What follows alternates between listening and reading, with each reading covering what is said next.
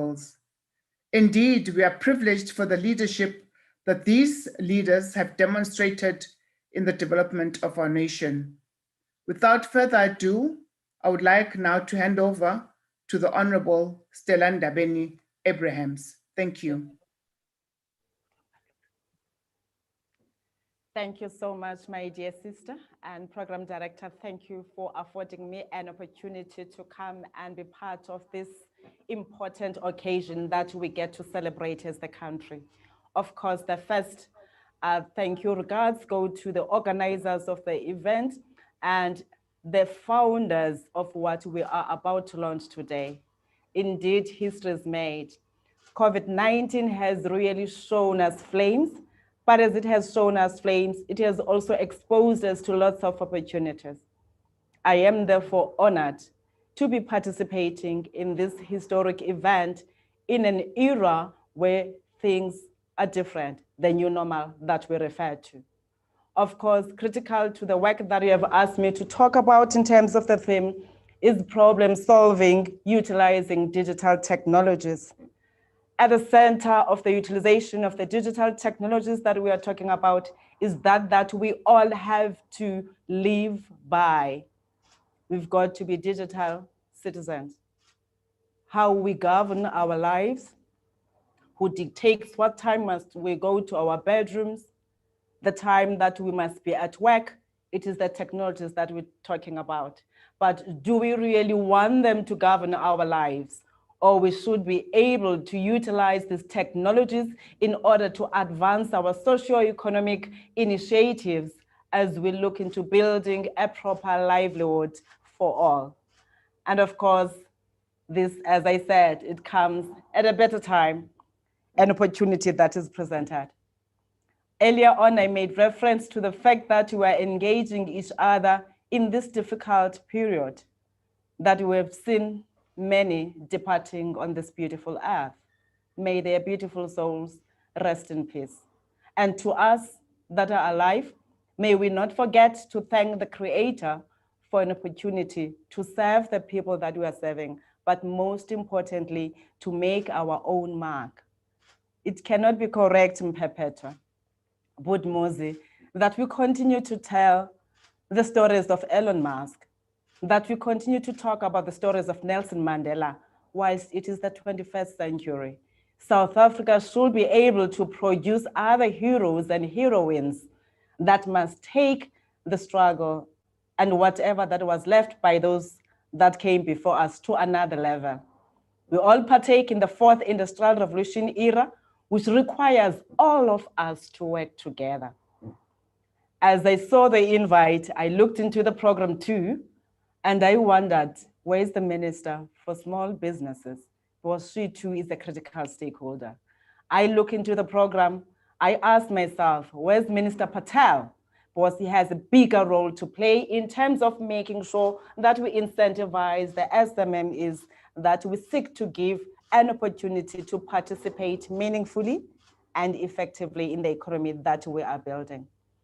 At the center of the work that we do, as we encourage all to utilize the digital technologies, is making sure that we don't just become consumers as they have been in the past revolutions.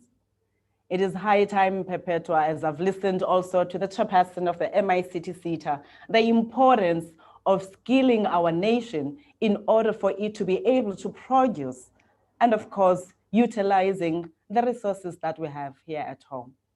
As we launch this platform for distributors, it's also important to say, what else can we add?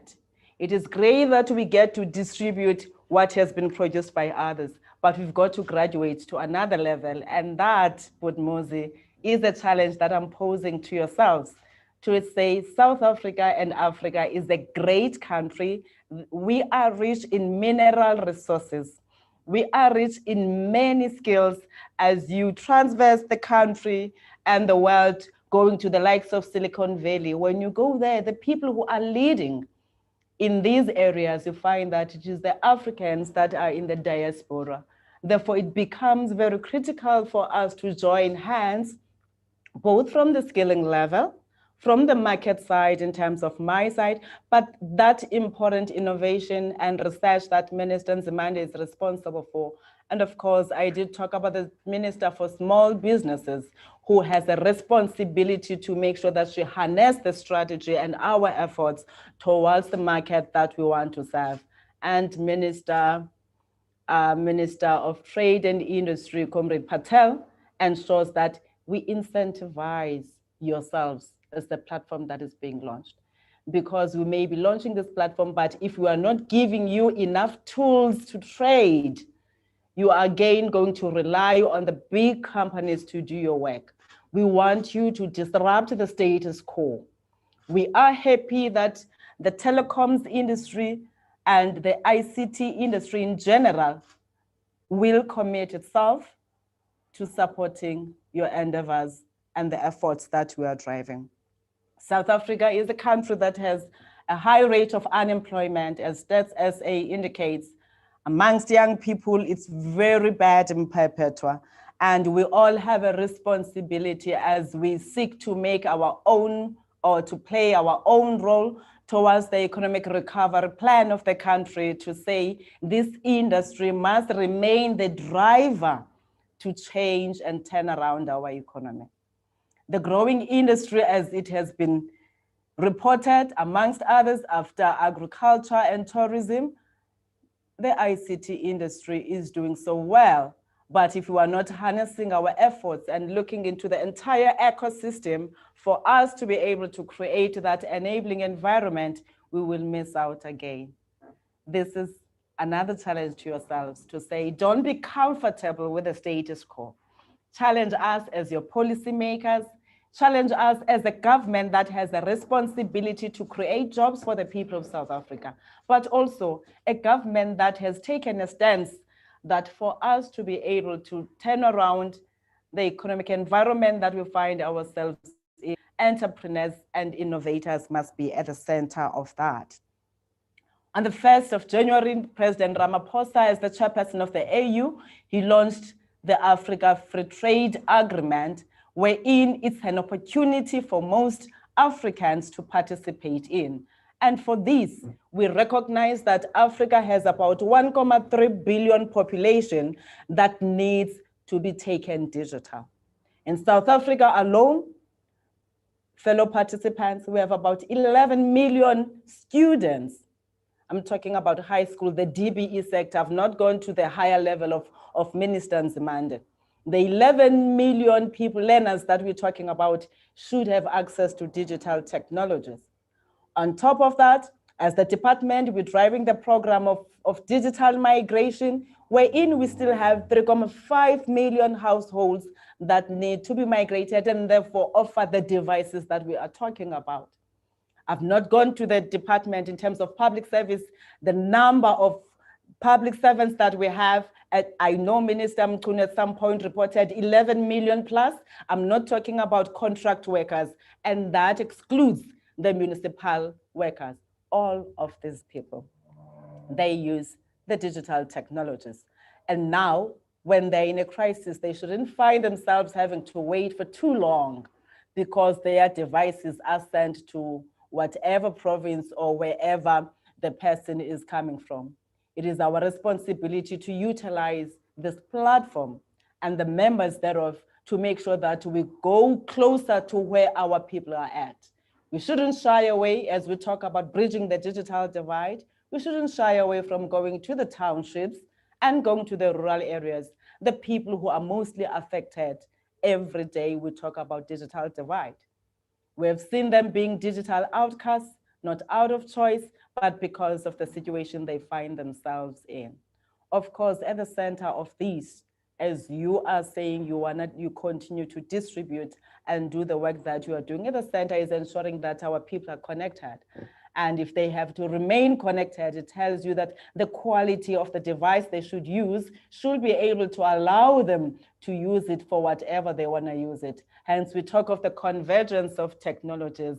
And it is in this context that sooner or later, we will be making changes in the industry in terms of the technologies that are being utilized. I'm sure we are all aware that we are living in the 4th industrial revolution era, and therefore the technologies of the 16th century and the 19th century are no longer relevant, and we've got to adapt to that reality. And again, that's a challenge to yourselves. Of course, we have about 22 million people in our country who utilizes smartphones. And of course, we're expecting them to grow above 26 million by 2023.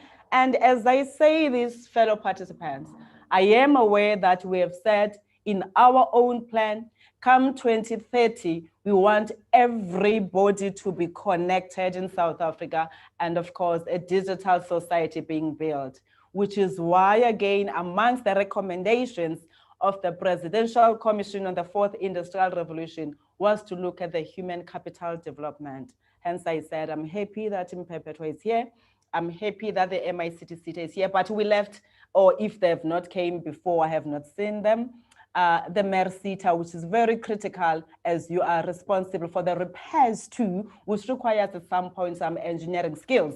And the MERSITA has to come to the party in order to enhance the work that you are doing, and therefore be able to massify all the skills so that when we engage the likes of Apple, the likes of Samsung and everybody else that we use, they know very well that we're not claiming that this is the work that we can do, but we are capable of doing it. All we require from them is to give us space and an opportunity to showcase that we are capable of. As I talk about that, I said Minister Patel is very critical here. We do have the BBBE ICT Sector Council, which is responsible, amongst other things, in transforming this industry, and therefore we should not leave them outside these things, because as they engage with the multinationals that are coming to South Africa to do whatever that they do in terms of the trade, they must make sure that they are compliant. And of course, they support the local initiatives like these ones that we have. And those must be agreements that are officialized. And therefore, we should be able to challenge those that think ours is to just to go and buy everything and it must be taken back to be fixed by others, which is why I said this is a great opportunity for us. It's a milestone for the country, not just for the industry, to say, gone are the days whereby if I have a cell phone problem, therefore it must be taken, and then for a number of days, I must be borrowed or given a loan phone because we don't have people that are given that platform in doing so. We appreciate the efforts of government again, hence we have the National Industrial Policy Framework, out of which, as the department, we had made sure that the Industrial Policy Action Plan is accompanied by the master plans. And from our side, we're talking about the Digital Economy Master Plan, which clearly, again, identifies the need for us to deindustrialize the electronics industry. Okay, I said deindustrialize. I don't know if you got that. I didn't say re-industrialize. To deindustrialize it from continuing to produce the old, but re-industrialize it in order to be responsive to the technologies that we are talking about today. As we talk about, so many households have access to smart meters, whether they are water or electricity smart meters.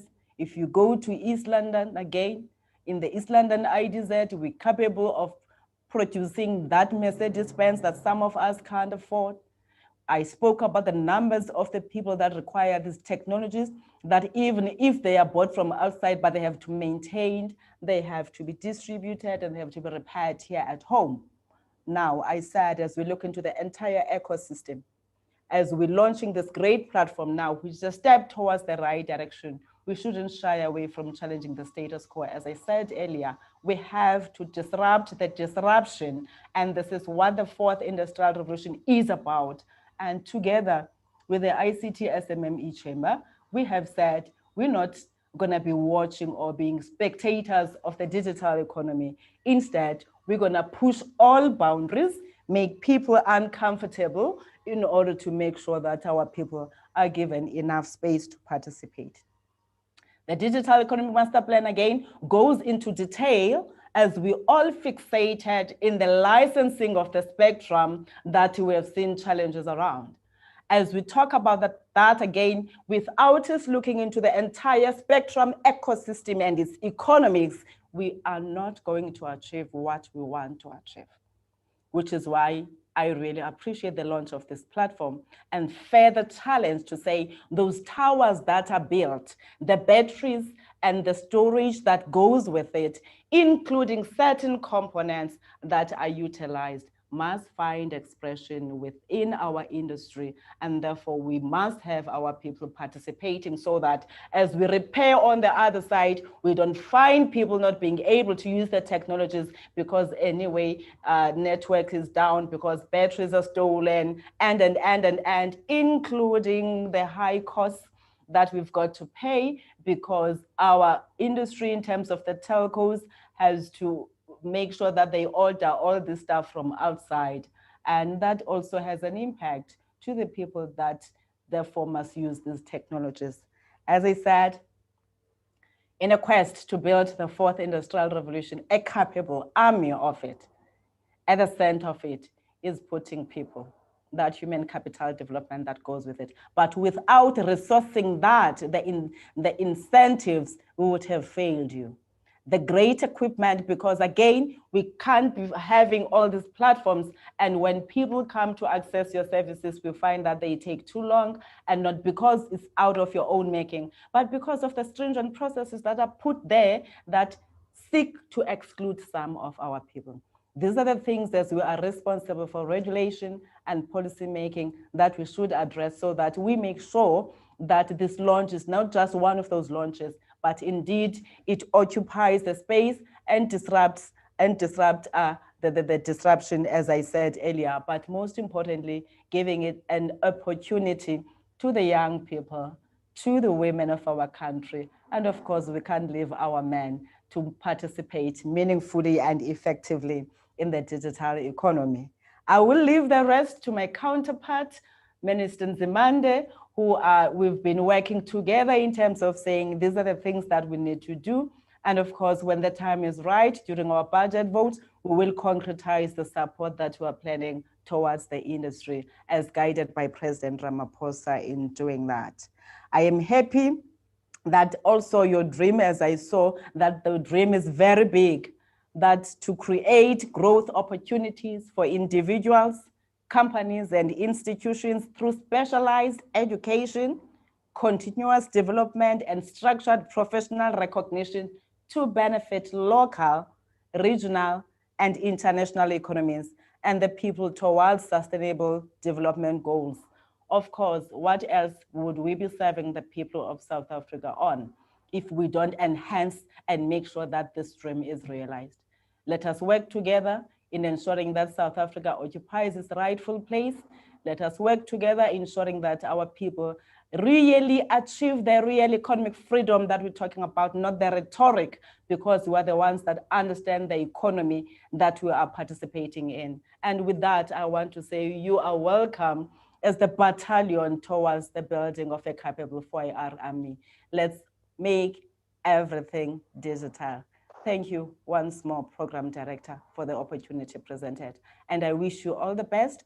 And as I said earlier, as the ministry and the department, we are committed in ensuring that we will do everything in our best that is within our parameters to make sure that you become successful, including fighting for your space in the markets. That is our responsibility, starting from the government side. Once more, thank you, Program Director, and all the best. Thank you so much, Minister. We appreciate. We learned a lot from that, and we will welcome Minister Dr. Blade Nzimande as our last speaker. Thank you so much for joining us, sir.